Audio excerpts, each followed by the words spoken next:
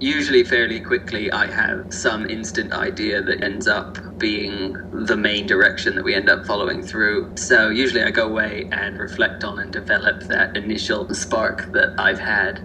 I'm quite unusual as a filmmaker in that I don't work with storyboards particularly. Sometimes I'll put together a kind of collage of visual material, but largely I work in my head to try and see as much as possible what the final product will be. So I work very much from vision and trying to envision as specifically as I can what I'll want the final product to be. And then I'll go through a process of making shot plans, of making practical plans, and doing the kind of pre-production work that kind of makes practical and makes possible some of the ridiculous things that I've thought of. By the time we come to actually shoot it, those ideas have been restricted by practicality to some extent. As far as possible through the whole process, I'm trying to preserve that initial vision that I've developed from whatever intuitive ideas I had based on the brief. I work very strictly on set and also in post. I'll be under great duress to vary from what that initial plan was, that initial vision was, and to see how closely I can make the final product reflect those initial mental ideas and be faithful to that vision. I'd say it's usually a week or a couple of weeks before I have something that I'm confident enough in to present to someone else, which I've managed to articulate sufficiently clearly. Actually, after the brief, the first few hours and probably the first night,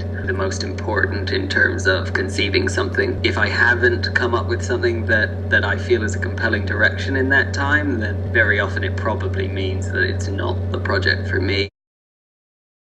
As much as you want to define a vision and have a picture for yourself of how it's specifically going to work, you need to have an understanding that someone else's performance, someone else's contribution that's expressive of them is going to be its own entity in your vision. On set, you have to work with performers in a way, if you want interesting performances, that's not dictating or trying to have them replicate something, but that's working with them to find an impulse that's their own.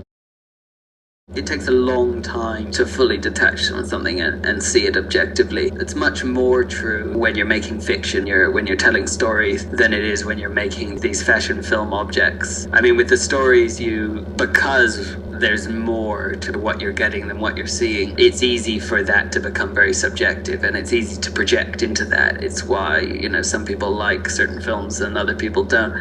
Whereas I think with a fashion film, I can see it much, much more objectively, kind of instantly, even as I'm doing it, much more like a sculpture you can step back from. Generally, I don't let things be shown until they've reached a point where I'm at least confident that the edit we have and the post that we have is the best it could possibly be from the shoot. I mean, once the shoot is done, there's nothing really you can do about it. From there, it's a matter of working with what you've got. Shoots can always go better. Something will always go wrong. I don't think you can worry yourself over that.